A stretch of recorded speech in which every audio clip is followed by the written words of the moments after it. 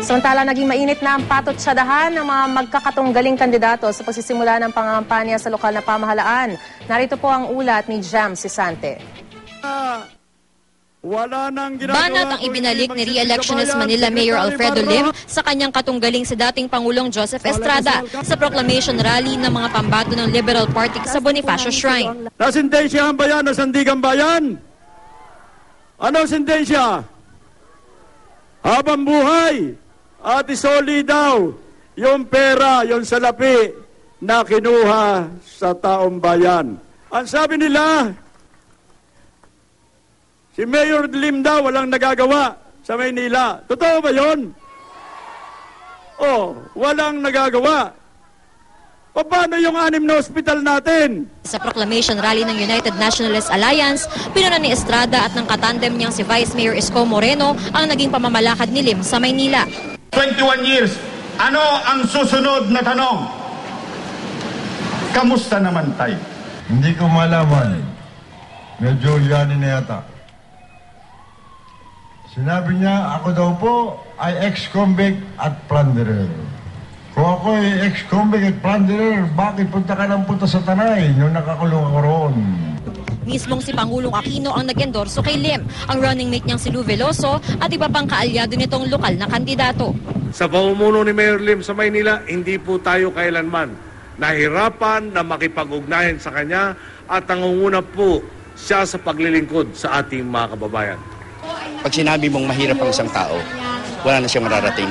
Ang binibigay namin ay pag-asa, pagsisikap, nang marating mo ang gusto mo sa buhay.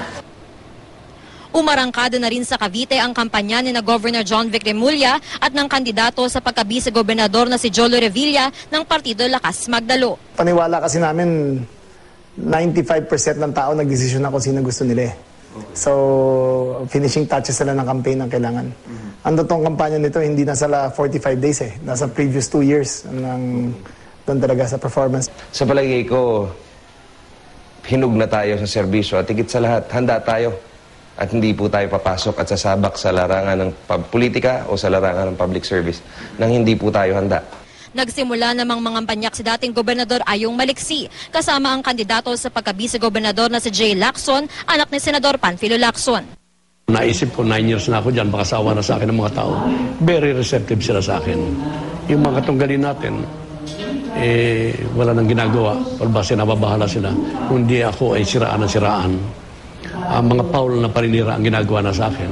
Ang kapatid ko, anak ako ni Senator Ping na kilala ng hindi lamang ng aking mga kababayan dito sa Cavite, kung hindi lahat ng mga Pilipino, mga kababayan natin sa buong bansa, no, na no nonsense na siya anti-corruption na public servant ang ama at hindi siya nagsamantala sa posisyon niya at hindi siya nagdang. No? So ako yan din ang daladala ko. Makakalaban naman ni na Revilla at Lacson ang incumbent Vice Governor na si Recto Cantimbuhan. Bagamat anak sila ng mga anang senador at siyempre mga popular, naniniwala naman tayo na nagkakaroon naman ng pagpili ang ating mga kababayan. Sila na may mahuhusay din, mabibet din naman. Ang kailangan lang siguro, may pagmamalaki lang natin, mas nakalalamang tayo ng konti sa karanasan at saka doon sa pagdaman ng pulso ng mga mamamayan natin. Muli ring magtatapat ngayong eleksyon sa pagkagobernador sa Pampanga si incumbent Governor Lilia Pineda at ang dating gobernador na si Ed Panlilio. Issue sa wetting at quarrying sa Pampanga ang pagtatalunan daw nila. Lalo't dating isinangkot sa operasyon ng wetting sa probinsya ang asawa ni Pineda. Malakas ang popular support. If you cannot lick them, you join them. So there's a better way of managing things and one of this is wetting. Let's legalize na lang wetting. Na pag umupo siya, ganun ang gagawin niya, nasa Kapampangan yun.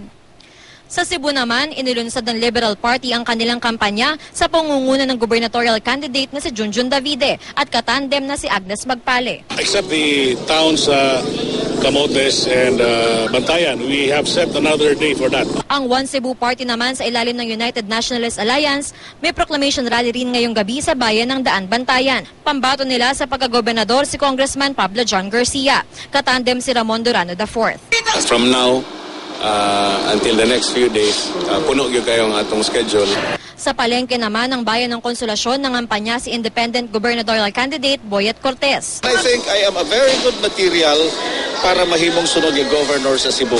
Ang isa pang independent gubernatorial candidate na si Hermelito Bolala, paplanuhin para muna ang kanyang kampanya. Sa proclamation rally naman ang una at People's Champ Movement sa Sarangani, magkasama si incumbent Representative Manny Pacquiao at si Jinky na kumakandidatong Vice Governor. Doon po sa akwa ang mga taga-Sarangan, lalong-lalo na dili sa Kiamba, lumuyon kay silingan lang at taga-Kitagas man ko.